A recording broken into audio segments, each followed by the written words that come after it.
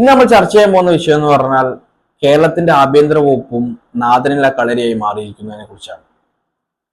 മുഖ്യമന്ത്രി പിണറായി വിജയനാണ് ആഭ്യന്തര വകുപ്പ് കൈകാര്യം ചെയ്യുന്നത്. എന്നാൽ ആ ഒരു സിസ്റ്റത്തിലും കൃത്യമായ പ്രവർത്തനങ്ങൾ, ഒരു കൃത്യമായ മോണിറ്ററിംഗ് നടക്കുന്നില്ല എന്ന ഒരു കാര്യമാണ് നമുക്ക് മനസ്സിലാവുന്നത്. ഇത് പറയാൻ കാരണം ഇന്ന് കേരളം ഞെട്ടിയൊരു വാർത്തയായിരുന്നു, അല്ലെങ്കിൽ കേരളം ചർച്ച ചെയ്യപ്പെട്ട ഒരു വാർത്തയായിരുന്നു. കൊടും ക്രിമിനലായ ഗോവിന്ദചാമിയെ പോലൊരു പ്രതി ഇത്രയ്ക്കും സുരക്ഷയുള്ള കണ്ണൂർ സെൻട്രൽ ജയിലിൽ നിന്ന് എന്ത് ചെയ്യുന്നു, പുറത്തു ചാടുന്നു, അല്ലെങ്കിൽ ജയിൽ ചാടുന്നു. ഇന്ന് രാവിലെ തന്നെ വാർത്താ മാധ്യമങ്ങളിൽ കണ്ട ഏറ്റവും ഞെട്ടിക്കുന്ന ഒരു വാർത്തയായിരുന്നു ഇത്. എന്താന്ന് വെച്ചാൽ ഗോവിന്ദചാമിയെ കേരളത്തിന് അല്ലെങ്കിൽ ഇന്ത്യക്കാർക്ക് മൊത്തം അറിയുന്ന ഒരു കൊടും ക്രിമിനലാണ്. Is a number 1 notorious criminal. അവന്റെ പാസ്റ്റിനെ കുറിച്ചും അവൻ ചെയ്ത കുറ്റകൃത്യങ്ങളെ കുറിച്ചും അവന്റെ വൈകൃതമായ സ്വഭാവത്തെക്കുറിച്ചും കേരളക്കരെ ആകെ ചർച്ച ചെയ്ത കാര്യമാണ്. ഏവരും പേടിയോട് കാണുന്ന അത്രയ്ക്കും ബ്രൂട്ടൽ മനസ്സുള്ള, ഒട്ടും മനസാക്ഷിയില്ലാത്ത ഒരു വ്യക്തിയാണ് ഗോവിന്ദചാമി എന്ന് പറയുന്നത്. ഗോവിന്ദചാമി 2011 കേരളം ഗോവിന്ദചാമി അറിയുന്നത്. നാം എല്ലാം കേരളം അല്ലെങ്കിൽ ഇന്ത്യ ഒട്ടാകെ ഞെട്ടിയൊരു കാര്യമായിരുന്നു സൗമ്യ വധക്കേസ്. 2011 ഫെബ്രുവരി 1 കൊച്ചിയിൽ നിന്ന് ഷൊർണൂരിലേക്ക് തന്റെ വീട്ടിലേക്ക് പോകുന്ന യാത്രയിൽ ട്രെയിനിൽ നിന്നും ഈ നീചൻ എന്ത് ചെയ്യുന്നു, സൗമ്യയെ ഉന്തിയിടുന്നു. ഉന്തിയിട്ട ഉടനെ എന്ത് ചെയ്യുന്നു, ട്രാക്കിൽ വീണ സൗമ്യയെ രക്തത്തിൽ കുളിച്ചിരിക്കുന്ന ആ സൗമ്യ ഉന്തിയിട്ട ഉടനെ തന്നെ എന്ത് ചെയ്യുന്നു, ഈ ക്രൂര മനസ്സുള്ളവൻ അല്ലെങ്കിൽ മനസാക്ഷി ഇല്ലാത്ത ഈ നീചൻ എന്ത് ചെയ്യുന്നു, കൂടച്ചാടും. ട്രാക്കിൽ വീണ് രക്തത്തിൽ കുളിച്ചിരിക്കുന്ന സൗമ്യയോട് വളരെ ബ്രൂട്ടൽ ആയിട്ടുള്ള, വളരെ ലൈംഗിക ചൊവ്വയോട് അല്ലെങ്കിൽ ലൈംഗിക അതിക്രമമാണ് സൗമ്യക്കെതിരെ നടത്തിയിട്ടുള്ളത്. ഫെബ്രുവരി 1 ആക്രമണം നേരിട്ട സൗമ്യ 5 ദിവസം എന്ത് ചെയ്യുന്നു, ഹോസ്പിറ്റൽ ചികിത്സയോട് മല്ലടിച്ചിരുന്നു. കേരളം അല്ലെങ്കിൽ ഇന്ത്യ ഒട്ടാകെ പ്രാർത്ഥിച്ച ഒരു കാര്യമായിരുന്നു സൗമ്യയുടെ തിരിച്ചുവരവ്. എന്നാൽ ഫെബ്രുവരി 6 എന്ത് ചെയ്യുന്നു, സൗമ്യ ഈ ലോകത്തോട് വിട പറയുന്നു. അപ്പോൾ തന്നെ എന്ത് ചെയ്യുന്നു, ഈ ഗോവിന്ദചാമി എന്ന് പറയുന്ന ഈ നമ്പർ 1 ക്രിമിനലിനെ പോലീസ് അറസ്റ്റ് ചെയ്യുന്നു. ഇവന്റെ ഒരു പ്രത്യേകത എന്ന് പറഞ്ഞാൽ ഒറ്റ കയ്യനാണ്. ആ ഒറ്റ കൈ മതി ഇവൻ എന്താണെന്ന് മനസ്സിലാവാൻ. അത്രയ്ക്കും ബ്രൂട്ടൽ മനസ്സുമായി നടക്കുന്ന ഒരു വ്യക്തിയാണ് ഈ ഗോവിന്ദചാമി എന്ന് പറയുന്നത്. 2011 ഏപ്രിൽ എന്ത് ചെയ്യുന്നു, ഗോവിന്ദചാമിക്കെതിരെ കുറ്റപത്രം സമർപ്പിക്കുന്നു. തുടർന്ന് തൃശൂർ അതിവേഗ കോടതി ഇദ്ദേഹത്തെ എന്ത് ചെയ്യുന്നു, വധശിക്ഷയ്ക്ക് വിധിക്കുകയാണ് ഉണ്ടായത്. വളരെ സെക്ഷൽ ആയിട്ടുള്ള അബ്യൂസിന് ശേഷം എന്ത് ചെയ്യുന്നു, കൊലപ്പെടുത്തുന്ന ഒരു അവസ്ഥയാണ് ഉണ്ടായിട്ടുള്ളത്. ആളൂർ വക്കീൽ എന്ത് ചെയ്യുന്നു, ഗോവിന്ദചാമിക്ക് വേണ്ടി സപ്പോർട്ട് ചെയ്യുന്നു. അപ്പോഴും ചിന്തിക്കണം, ഇവനെപ്പോലുള്ള നീചന്മാർക്ക് വേണ്ടി പണം മുടക്കാനും ഇവനെപ്പോലെ സപ്പോർട്ട് ചെയ്യാനും ഒത്തിരി ആളുകൾ ഈ സമൂഹത്തിലുണ്ട്. നന്മ ചെയ്യുന്നവനെ സഹായിക്കാൻ ആരുമില്ല. ഇവനെപ്പോലുള്ള കൊടും ക്രിമിനലുകളെ അല്ലെങ്കിൽ ഇവനെപ്പോലുള്ള നീചന്മാരെ സഹായിക്കാൻ ഒരുപാട് ആളുകളാണ് ഈ സമൂഹത്തിലുള്ളത്. ആളൂർ വക്കീൽ എന്ത് ചെയ്യുന്നു, ഇദ്ദേഹത്തിന് കേസ് എടുക്കുന്നു. പിന്നെ സുപ്രീം കോടതി പോകുന്നു. സുപ്രീം കോടതിയിൽ എന്ത് ചെയ്യുന്നു, കേസ് സ്റ്റേ ചെയ്യുന്നു. കാരണം ഇതിന് കൃത്യമായ ഒരു ദൃക്സാക്ഷി ഇല്ലാത്തൊരു കേസായിരുന്നു. അതുകൊണ്ട് തന്നെ പ്രോസിക്യൂഷൻ അല്ലെങ്കിൽ കോടതി സമർപ്പിച്ച തെളിവുകൾ മതിയാകെ വരാത്തതുകൊണ്ടോ അല്ലെങ്കിൽ നമ്മുടെ സിസ്റ്റത്തിന്റെ കുഴപ്പം കൊണ്ടോ എന്താണെന്ന് അറിയത്തില്ല, വധശിക്ഷ എന്ത് ചെയ്യുന്നു, കോടതി സ്റ്റേ ചെയ്യുന്നു. പിന്നീട് എന്ത് ചെയ്തു, വധശിക്ഷ റദ്ദാക്കുന്നു. കേരളം ഒന്നാകെ ചിന്തിക്കുകയും കേരളം ഒന്നാകെ ഞെട്ടുകയും ചെയ്ത ഒരു കാര്യമായിരുന്നു ഗോവിന്ദചാമിയെ പോലുള്ള ഒരു കൊടും ക്രിമിനലിന്റെ വധശിക്ഷ സുപ്രീം കോടതി റദ്ദാക്കി എന്ന് പറഞ്ഞപ്പോൾ. ഇവൻ കേരളത്തിൽ മാത്രമല്ല, തമിഴ്നാട് സ്വദേശിയായ ഇവൻ മറ്റ് നോർത്ത് ഇന്ത്യൻ സംസ്ഥാനങ്ങളിലും തമിഴ്നാട്ടിലൊക്കെ ആയിട്ട് ഒരുപാട് കേസുകളാണ് ഇവന്റെ പേരുള്ളത്. എല്ലാം മോഷണവും സെക്ഷൽ അബ്യൂസും അല്ലെങ്കിൽ അതിനെ തുടർന്നുള്ള അതിക്രമങ്ങളുമാണ്. സ്ത്രീകൾക്കെതിരെയാണ് ഇവൻ ഏറ്റവും കൂടുതൽ അതിക്രമങ്ങൾ നടത്തിയിട്ടുള്ളത്. കാരണം അത്രയ്ക്കും ഒരു സെക്ഷൽ മാനിയായിട്ടുള്ള വ്യക്തിയാണ് ഈ ഒരു കൊടും ക്രിമിനലായ ഗോവിന്ദചാമി എന്ന് പറയുന്നത്. പിന്നീട് എന്ത് ചെയ്യുന്നു, കണ്ണൂർ സെൻട്രൽ ജയിലിലാണ് കഴിഞ്ഞ 14 വർഷമായിട്ട് ഈ കൊടും ക്രിമിനൽ താമസിച്ചിരുന്നത്. എന്നാൽ ഇന്ന് രാവിലെ കണ്ണൂർ സെൻട്രൽ ജയിലിലെ എല്ലാ സെക്യൂരിറ്റിയെ മറികടന്ന് ഈ വ്യക്തി എന്ത് ചെയ്യുന്നു, ജയിൽ ചാടുകയാണ് ഉണ്ടായത്. കേരളം ഞെട്ടിയൊരു വാർത്തയായിരുന്നു. കാരണം ഇത്രയ്ക്കും സെൻസേഷൻ ആയിട്ടൊരു കേസിലെ പ്രതി അല്ലെങ്കിൽ ഇത്രയ്ക്കും കൊടും ക്രിമിനൽ ആയ ഒരു പ്രതിയെ പോലീസ് എന്ത് ലാഘവത്തോടെയാണ് കൈകാര്യം ചെയ്തത്. അതായത് അവൻ പറയുന്ന ഓരോ കാര്യങ്ങളും, അവന്റെ മൊഴിപ്പകർപ്പ്, അവൻ പിടിയിലായ ശേഷം പറയുന്ന ഓരോ കാര്യങ്ങളും കേൾക്കുമ്പോൾ നമുക്ക് തന്നെ ഒരു അതിശയമാണ്. കാരണം കണ്ണൂർ സെൻട്രൽ ജയിലിലെ ഡി ബ്ലോക്കിലാണ് ഗോവിന്ദച്ചാമി എന്ന പ്രതി കഴിയുന്നത്. കാരണം ഡി ബ്ലോക്ക് എന്ന് പറഞ്ഞാൽ അതീവ സുരക്ഷയുള്ള, കാരണം അത്രയ്ക്കും കൊടും ക്രിമിനലായ ആളുകളെ മാത്രം പാർപ്പിക്കുന്ന ഒരു സെല്ലാണ് ഡി ബ്ലോക്ക് എന്ന് പറയുന്നത്. അവിടെയാണ് ഗോവിന്ദച്ചാമി കഴിഞ്ഞ 14 വർഷമായിട്ട് കഴിഞ്ഞുകൊണ്ടിരുന്നത്.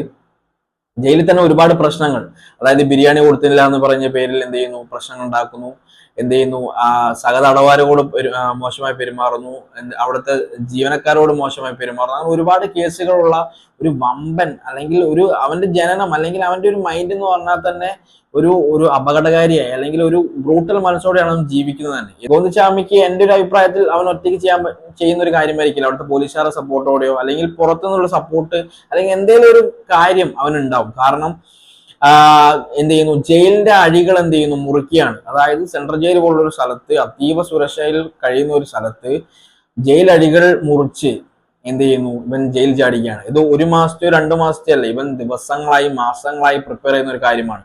ഇവൻ എന്ത് ചെയ്യുന്നു, ജയിലിന്റെ സ്റ്റോറിൽ നിന്നും എന്ത് ചെയ്യുന്നു, ആക്സോബ്ലൈഡ് കണ്ടെത്തുന്നു. അവിടെ നിന്ന് എന്ത് ചെയ്യുന്നു, സഹതടവാരും ഇവനും എന്ത് ചെയ്യുന്നു, ഓരോ ദിവസവും എന്ത് ചെയ്യുന്നു, അഴികൾ ഇങ്ങനെ മുറിച്ചുകൊണ്ടിരിക്കുന്നു. അതൊന്നും അവിടുത്തെ സെക്യൂരിറ്റിയോ അവിടുത്തെ പോലീസ് സംവിധാനങ്ങളോ തിരിച്ചറിയാൻ കഴിയാതെ ഇവൻ എന്ത് ചെയ്യുന്നു, എല്ലാവരെയും കബളിപ്പിച്ച് ഓരോ കാര്യങ്ങൾ ചെയ്തുകൊണ്ടിരുന്നു.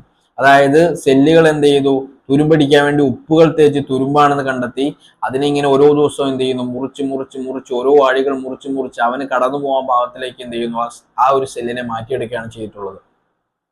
നമുക്കറിയാം ഗോവിന്ദച്ചാമി അറസ്റ്റിലായ സമയത്ത് അവന്റെ കോലം എങ്ങനെയായിരുന്നു എന്ന് അറിയാം. എന്നാൽ ഇന്ന് പിടിക്കുമ്പോൾ അവന്റെ കോലം എങ്ങനെ അറിയാം, വളരെ സ്കെൽട്ടൺ ആയിട്ട് അല്ലെങ്കിൽ ഒരു ഒരു ഒരു ഒരു ഒരു ഒരു കമ്പിക്കിടയിലൂടെ എങ്ങനെ കടന്നു പോകാൻ പറ്റുന്നു ആ രീതിയിൽ എന്ത് ചെയ്യുന്നു, അവൻ അവന്റെ ബോഡിയെ മാറ്റിയെടുത്തു. അതിനുവേണ്ടി അവൻ ചെയ്ത കാര്യം എന്ന് പറഞ്ഞാൽ അവൻ തന്നെ പറഞ്ഞ് ഡോക്ടറെ കൊണ്ട് എന്ത് ചെയ്യുന്നു, ഒരു കുറിപ്പുണ്ടാക്കിപ്പിക്കുന്നു. അവന് 3 നേരം ചോറ് വേണ്ട, അവൻ എന്ത് ചെയ്യുന്നു, ചപ്പാത്തി മതി, അവന് 3 നേരം ചപ്പാത്തി മതി. എന്തിനാണ്, അവൻ മാസങ്ങളായി വർഷങ്ങളായി അല്ലെങ്കിൽ ഒത്തിരി നാളുകളായി അവൻ പ്രിപ്പയർ ചെയ്യുന്ന ഒരു കാര്യമാണ് എന്ത് ചെയ്യുന്നു, ഈ ജയിൽ ചാടണം എന്നത്. അതുകൊണ്ട് തന്നെ അവന്റെ ബോഡി എന്ത് ചെയ്യുന്നു, വളരെയധികം മെലിയിക്കുന്നു. കാരണം ഈ കമ്പികൾക്കിടയിലൂടെ എന്ത് ചെയ്യുന്നു, പോകാൻ വേണ്ടി അവൻ ബോഡിയെ മെലിയിക്കുന്നു. ഇതൊന്നും അവിടുത്തെ സിസ്റ്റം, അവിടുത്തെ എന്ത് ചെയ്യുന്നു, പോലീസുകാർ അന്വേഷിച്ചില്ല. ഇവൻ അത് മാത്രമല്ല, ഒരു തമാശയ കാര്യം എന്ന് പറഞ്ഞാൽ പോലീസ് പുറത്തുവിട്ട ചിത്രം എന്ന് പറയുന്നത് കുറ്റിത്താടിയും കുറ്റിയും മുടിയുമായിട്ടുള്ള ഒരു ചിത്രമാണ് എന്ത് ചെയ്യുന്നത്, പോലീസ് എന്ത് ചെയ്യുന്നു, ലുക്കൗട്ട് നോട്ടീസ് ആയിട്ട് പുറത്തേക്ക് അല്ലെങ്കിൽ മാധ്യമങ്ങളിലൂടെ പുറത്തേക്ക് വിടുന്നത്. എന്നാൽ ഇവനെ പിടിച്ച കോലം എന്ന് പറഞ്ഞാൽ പ്രാകൃതനായി, അതായത് മുടി വളർത്തി താടി വളർത്തി ഒരു ജയിൽ സിസ്റ്റത്തിനെതിരായി, ജയിലിന്റെ ബൈലോക്കെതിരായിട്ട് ഒരു തടവുകാരൻ ചെയ്യാൻ പാടില്ലാത്ത രീതിയിൽ എന്ത് ചെയ്യുന്നു, മുടിയും താടിയും വളർത്തുന്നു. ഇതൊന്നും ചോദ്യം ചെയ്യാൻ അവിടുത്തെ പോലീസുകാർ തയ്യാറായില്ല. ഇതൊക്കെ കൃത്യമായ ഒരു സിസ്റ്റത്തിന്റെ വീഴ്ച. അല്ലെങ്കിൽ എന്തുകൊണ്ടാണ് ഇവനെ പോലുള്ള നീചന്മാർക്കെതിരെ അല്ലെങ്കിൽ ഇവനെ പോലുള്ള കൊടും ക്രിമിനലുകളെ പോലീസ് ഇത്ര ലാഘവത്തോടെ കൈകാര്യം ചെയ്യുന്നതാണ് ഏതൊരു പൗരനും ചോദിക്കുന്ന ഒരു ചോദ്യം എന്ന് പറയുന്നത്. കാരണം ഇത്രയ്ക്കും ബ്രൂട്ടൽ ആയിട്ടുള്ള ഒരു മനുഷ്യൻ, ഇത്രയ്ക്കും നീചനായ ഒരു വ്യക്തിയെ അങ്ങനെയായിരുന്നു കൈകാര്യം ചെയ്യേണ്ടത്. ഇവൻ ശരീരഭാരം കുറയ്ക്കുമ്പോൾ അത് എന്തുകൊണ്ട് പോലീസ് ശ്രദ്ധിച്ചില്ല? ഇവൻ താടിയും മുടിയും വളർത്തുമ്പോൾ എന്തുകൊണ്ട് എന്ത് ചെയ്യുന്നു, പോലീസ് അത് നിയന്ത്രിച്ചില്ല? കാരണം ഒരു പൂർണ്ണ സ്വാതന്ത്ര്യനായിട്ട് ആണ്, ഒരു VIP ഒരു പരിഗണനയോടെ ആയിരിക്കും മേ ബി ഗോവിന്ദച്ചാമി അവിടെ എന്ത് ചെയ്യുന്നത്, കഴിയുന്നു. ഇവൻ രാത്രി 1:10 കണ്ണൂർ സെൻട്രൽ ജയിലിൽ ചാടുന്നത്. പോലീസുകാർ അറിയുന്നത് രാവിലെ റുട്ടീൻ പരിശോധനയ്ക്ക് പോയപ്പോൾ 6 മണിക്കാണ് അറിയുന്നത്. പുറം ലോകം പറയുന്നത് 7 മണിക്കാണ്. അത് ഏകദേശം ഒരു 6 മണിക്കൂർ കഴിഞ്ഞാണ് പുറം ലോകം പോലും ഈ കൊടും ക്രിമിനൽ ജയിൽ ചാടി എന്ന കാര്യം പറയുന്നത്. അതായത് മാസങ്ങൾ നീണ്ട പരിശ്രമം. അത് മാത്രമല്ല അവൻ എന്ത് ചെയ്യുന്നു, ഈ അഴികൾ മുറിച്ച് പുറത്തു വന്ന് ഏകദേശം എന്ത് ചെയ്യുന്നു, ഇലക്ട്രിക് ഫെൻസിങ് നിറഞ്ഞൊരു മതിലാണുള്ളത്. കഴിഞ്ഞ 2 വർഷമായിട്ട് ഇലക്ട്രിക് ഫെൻസിങ് ഇല്ല. അല്ലെങ്കിൽ ഈ ഒരു കാര്യത്തിന് വേണ്ടി മാത്രം ഓഫാക്കിയതാണോ? ഇതുപോലെ അതീവ സുരക്ഷയുള്ള ഒരു ജയിൽ, ഒരു സെൻട്രൽ ജയിലിന്റെ സുരക്ഷാ വീഴ്ചകൾ ഓരോന്ന് എണ്ണി എണ്ണി എണ്ണി നമുക്ക് പറയാൻ പറ്റുന്ന കാര്യമാണ്. ഇതെല്ലാം മനസ്സിലാക്കി അവൻ എന്ത് ചെയ്യുന്നു, ഇതിൻ്റെ അടുത്ത് വീപ്പകൾ, വെള്ളം നിറയ്ക്കുന്ന വീപ്പകൾ കൊണ്ടുവച്ച് അതിൽ കയറി ചാടി എന്ത് ചെയ്യുന്നു, സഹതടവുകാരുടെ ഡ്രസ്സുകൾ കൂട്ടിയുണ്ടാക്കി അതുവഴി ഊർന്നു വരാൻ വേണ്ടി എന്ത് ചെയ്യുന്നു, ഒരു ഒരു ഒരു ഒരു ഒരു വള്ളി പോലെ ആക്കി അല്ലെങ്കിൽ അതിൽ ഊർന്നു വരാൻ വേണ്ടി അവൻ എന്ത് ചെയ്യുന്നു, ഈ 7.5 അടി ഹൈറ്റുള്ള ഈ മതിലിന്റെ ഇപ്പുറത്തേക്ക് എന്ത് ചെയ്യുന്നു, തുണിയിട്ട് അതുവഴി പുറത്തേക്ക് ചാടുകയാണ് ചെയ്തിട്ടുള്ളത്. എന്നാൽ ഇവൻ ഒറ്റ കൈയനാണ്. ഇവൻ ഈ ഒറ്റ കൈ വെച്ചിട്ടാണ് ഈ കാര്യങ്ങളെല്ലാം ചെയ്യുന്നത്. കാരണം ഇവൻ അത്രയും പ്ലാൻഡ് ആയിരുന്നു, ഇവൻ മുന്നമേ പ്ലാൻഡ് ആണ്. പക്ഷെ പോലീസിന് പറ്റിയ വീഴ്ച എന്ന് പറയുന്നത് അല്ലെങ്കിൽ സിസ്റ്റത്തിന് പറ്റിയ വീഴ്ച എന്ന് പറഞ്ഞാൽ ഇതേപോലെ കൊടും ക്രിമിനലുകളെ വാച്ച് ചെയ്തില്ല, അവരെ ലാഘവത്തോടെ വിട്ടു. 14 വർഷമായിട്ട് നല്ല പുത്രനായെന്ന് കണ്ട് എന്ത് ചെയ്യുന്നു, പോലീസ് അവനെ നിയന്ത്രിക്കാതെ മുന്നോട്ട് പോയപ്പോൾ പോലീസിനെ കബളിപ്പിച്ച് എന്ത് ചെയ്യുന്നു, കണ്ണൂർ പോലുള്ള സെൻട്രൽ ജയിൽ അല്ലെങ്കിൽ അതീവ സുരക്ഷയുള്ള ഡി ബ്ലോക്കിൽ നിന്നും എന്ത് ചെയ്യുന്നു, ഗോവിന്ദച്ചാമിയെ പോലുള്ള കൊടും ക്രിമിനൽ എന്ത് ചെയ്യുന്നു ജയിൽ ചാടുന്ന ഒരു അവസ്ഥയാണ്. അങ്ങനെ എന്ത് ചെയ്യുന്നു, മണിക്കൂറുകൾ നീണ്ട പരിശ്രമം, മാധ്യമങ്ങളുടെ സപ്പോർട്ട് ഉണ്ടായിരുന്നു, ആളുകളുടെ സപ്പോർട്ട് ഉണ്ടായിരുന്നു, ദൃക്സാക്ഷികൾ കണ്ടു. അങ്ങനെ മണിക്കൂറുകൾ നീണ്ട സപ്പോർട്ടിൽ നിന്ന് ഒരു പൊട്ടക്കിണറ്റിൽ നിന്നാണ് ഈ നീചനായി കൊടും ക്രിമിനലിനെ പോലീസിന് പിടിക്കാൻ പറ്റിയത്. കാരണം ഒരു 5-6 മണിക്കൂർ, അല്ലെങ്കിൽ ഇത് അറിഞ്ഞതിന് ശേഷം, 7 മണിക്കാണ് പുറം ലോകം അറിയുന്നത്, പുറം ലോകം അറിഞ്ഞതിന് ശേഷം എല്ലാവരും ഭീതിയിലായിരുന്നു. കാരണം ഇവനെ കുറിച്ചുള്ള ഇവന്റെ ട്രാക്ക് റെക്കോർഡ് നോക്കിയാണെങ്കിൽ വളരെ ലൈംഗിക ഭ്രാന്തനായ ഒരു വ്യക്തിയാണ്. ഇവന് ആർക്കും എന്ത് വേണം ചെയ്യും. ഇവൻ ആണെന്നില്ല പെണ്ണെന്നില്ല, ഇവൻ എന്തും, ഇവന്റെ ആസക്തി, ആ ലൈംഗിക ആസക്തിക്ക് വേണ്ടി ഇവൻ എന്തും, അതിനൊരു സംതൃപ്തിക്ക് വേണ്ടി ഇവൻ എന്തും ചെയ്യുന്ന ഒരു പ്രകൃതമാണെന്നാണ് ഇവനെ കൈകാര്യം ചെയ്ത ഫോറൻസിക് വിദഗ്ധർ പറയുന്നത്.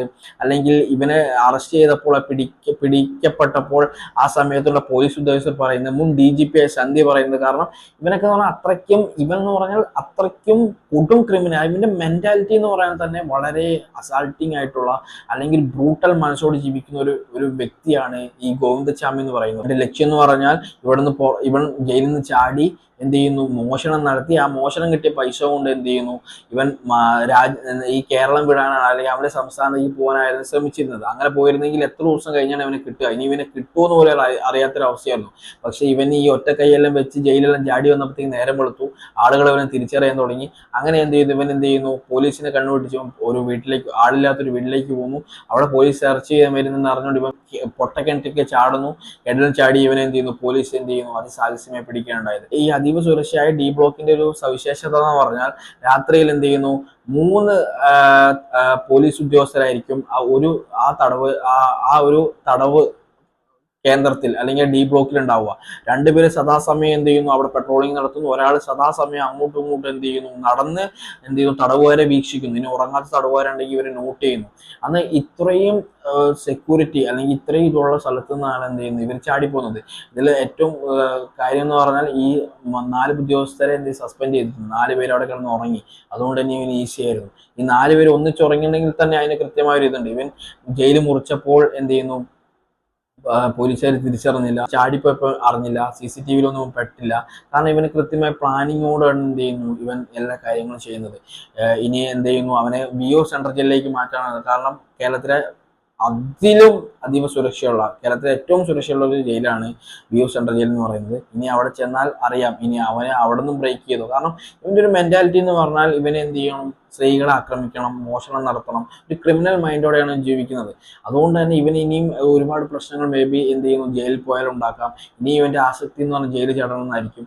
ഇതുപോലുള്ള വ്യക്തികളെ സംബന്ധിച്ച് കൃത്യമായി ചെയ്യേണ്ടത് പറയുന്നത് ക്യാപിറ്റൽ പണിഷ്മെന്റ് ആണ്. വധശിക്ഷനെ വിധിക്കുക. സുപ്രീം കോടതി എന്ത് കണ്ടിട്ടാണെന്ന് അറിയില്ല, ഇതുപോലുള്ള നീചനായ, ഇത്രയും ക്രിമിനലായ ഒരു വ്യക്തിക്കെതിരെ എന്ത് ചെയ്യുന്നതോ ഒരു കേസ്, അല്ലെങ്കിൽ ആ കേസ് റദ്ദാക്കി ജീവനത്തിന് കുറച്ചെന്ന് അറിയത്തില്ല. എന്തടിസ്ഥാനത്തിലാണ് ഇവിടെയൊക്കെ കൃത്യമായി ഇവിടുത്തെ നിയമം തന്നെ മാറേണ്ട അവസ്ഥയാണ്. കാരണം ഇങ്ങനെ ചെയ്യുമ്പോൾ തന്നെ എന്ത് ചെയ്യുന്നു, ബാക്കിയുള്ള തടവുകാർ, അല്ലെങ്കിൽ ഇനിയും ഈ ത്വരയോടെ നടക്കുന്ന ആൾക്കാർക്ക് അറിയാം, ഇനി അഥവാ ഞാൻ ചെയ്താൽ തന്നെ എന്ത് ചെയ്യുന്നു, എനിക്ക് സുഖവാസമാണ്, ജയിലിൽ പോയി സുഖവാസമാണ്, 3 നേരം ഫുഡുണ്ട്, അവിടെ പണിയെടുക്കുന്നതിന് പൈസയുണ്ട്, പിന്നെ എന്തിനാണ് എനിക്ക് ഇവിടെ കിടന്ന് ടെൻഷൻ അനുഭവിക്കുന്നത്. ഇതുപോലെയുള്ള ആസക്തിയായി നടക്കുന്നവർ ഇങ്ങനെയും അക്രമ സ്വഭാവമായിട്ട് മുന്നോട്ട് പോകും.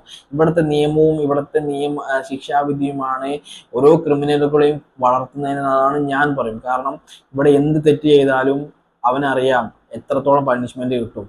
അവൻ കൃത്യമായ ഓരോ കാര്യങ്ങൾ പഠിച്ച് എന്ത് പണിഷ്മെന്റ് കിട്ടും എന്ന് അറിഞ്ഞുകൊണ്ടാണ് ഇവിടുത്തെ ഓരോ ക്രിമിനലുകളും ഓരോ കുറ്റകൃത്യങ്ങളും ചെയ്യുന്നതെന്ന് പറയാൻ പറ്റും. നിയമം എന്ന് പറയുന്നത് ഇതുപോലുള്ള പ്രതികൾക്ക് അനുകൂലമാണ്. കാരണം കൃത്യമായ തെളിവില്ലെങ്കിൽ ഇനി എന്തൊക്കെ കൊണ്ടുവന്നാലും കോടതിക്ക് തെളിവിൽ ഒരു തൃപ്തി ആയില്ലെങ്കിൽ എന്ത് ചെയ്യുന്നു, ഇവനെല്ലാം വെറുതെ വിടുന്നു, അല്ലെങ്കിൽ ഇവനെ പോലുള്ളവർ ശിക്ഷാവിധിയിൽ നിന്ന് വെട്ടിക്കുറയ്ക്കുന്നു. അതുകൊണ്ട് തന്നെ ഇവനൊക്കെ എന്ത് ചെയ്യുന്നു, ജയിലുകളിലാണെങ്കിൽ ജയിലുകളിൽ, ഇവൻ എവിടെയാണോ ഇവനെ പോലുള്ള നീചന്മാർ എന്ത് ചെയ്യുന്നു, അത് ആഘോഷിക്കുന്നു. ഇവൻ ചെയ്ത തെറ്റിന് തക്കതായ ശിക്ഷ കിട്ടാതെ ഇവൻ എന്ത് ജീവിതം ആഘോഷിക്കുകയും, അല്ലെങ്കിൽ ഇവന്റെ ഉള്ളിലെ എന്ത് ചെയ്യുന്നു, അതിക്രമ സ്വഭാവം വർദ്ധിപ്പിച്ചെടുക്കുകയും. ഇത്രയും സുരക്ഷയുള്ള ജയിലുകളായിട്ട് പോലും എന്തുകൊണ്ട് എന്ത് ചെയ്യുന്നു, ഇത്തരം ക്രിമിനലുകൾ പുറംചാടുന്നു. ആരാണ് ഇതിന് പിന്നിൽ സപ്പോർട്ട് ചെയ്യുന്നത്? ഇവനെ പോലുള്ള സപ്പോർട്ട് ചെയ്യുന്ന വ്യക്തികൾ ആരാണ്? അവർക്കെതിരെ കൃത്യമായ തക്കതായ നടപടി സ്വീകരിച്ച് ഇവനെ പോലുള്ള ക്രിമിനലുകളെ എത്രയും പെട്ടെന്ന് ക്യാപിറ്റൽ പണിഷ്മെന്റ്, അല്ലെങ്കിൽ ഉത്തർപ്രദേശിലൊക്കെ ചെയ്യുന്ന പോലെ, UP പോലീസൊക്കെ ചെയ്യുന്ന പോലെ എൻകൗണ്ടർ ചെയ്ത് തീർക്കുക. ഇവനെ പോലുള്ളവർക്ക് ആർക്കാണ് വേണ്ടത്? ഇവനെ പോലുള്ളവരൊക്കെ. അതുകൊണ്ട് കൃത്യമായി എന്ത് ചെയ്യുന്നു, ഒന്നെങ്കിൽ എന്ത് ചെയ്യുന്നു, ഇവിടുത്തെ സിസ്റ്റം ഉണർന്ന് പ്രവർത്തിക്കുക, ഇതുപോലുള്ള കൊടും ക്രിമിനലുകൾക്ക് തക്കതായ ശിക്ഷ ലഭിക്കുന്ന രീതിയിൽ, അല്ലെങ്കിൽ എൻകൗണ്ടർ ചെയ്ത് കളയുക.